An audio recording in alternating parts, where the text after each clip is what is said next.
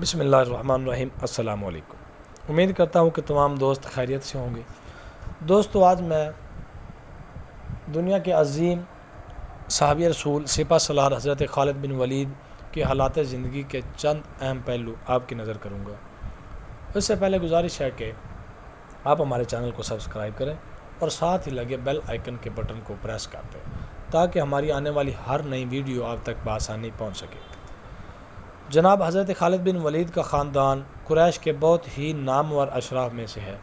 ان کی والدہ حضرت بی بی لبابہ صغریٰ جو کہ ام المؤمنین حضرت میمونہ رضی اللہ عنہا کی بہن تھی۔ حضرت خالد بن ولید کے باپ کا نام ولید تھا۔ حضرت خالد بن ولید کا باپ کافر تھا اور کفر کی حالت میں وفات پائی۔ حضرت خالد بن ولید کی زندگی کے دو پہلو ہیں، ایک اسلام قبول کرنے سے پہلے اور دوسرا اسلام قبول کرنے کے بعد۔ حضرت خالد بن ولید اور ان کے باپ ولید نے بہت سی جنگیں اسلام یعنی مسلمانوں کے خلاف لڑی۔ جنگ احد، جنگ بدر اور کئی ایسی جنگیں ہیں جن میں حضرت خالد بن ولید اور ان کے باپ نے شرکت کی۔ حضرت خالد بن ولید کے 10 بھائی تھے اور وہ 10 ہی کے 10 کافر تھے۔ حضرت خالد بن ولید واحد ایسے شخص ہیں جن پر اللہ تعالیٰ کی رحمت ہوئی اور حضرت خالد بن ولید کے دل میں اسلام کی صداقت کا آفتاب طلوع ہوا۔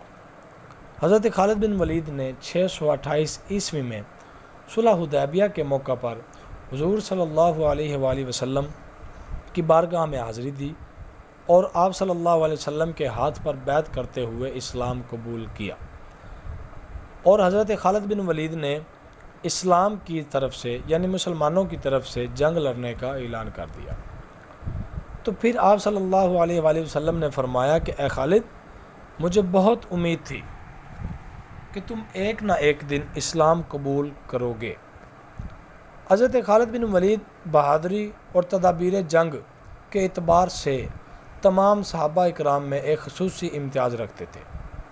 حضرت خالد بن ولید کی عسکری قیادت قبیلہ بنو مخزوم کے پاس تھی اور یہ چیز ان کو ورثہ میں ملی تھی۔ حضرت خالد بن ولید کو جو مرتبہ اور مقام ملا وہ ان کے دوسرے کسی بھائی کو نہیں ملا۔ آج بھی دنیا میں ہر مسلمان اس بات کا اقرار کرتا ہے، تسلیم کرتا ہے کہ اسلامی تاریخ میں حضرت خالد بن ولید جیسا سپہ سالار نہیں ملتا۔ تو یہ تھا ہمارے آج کے حضرت خالد بن ولید کی حالات زندگی کے چند اہم پہلو۔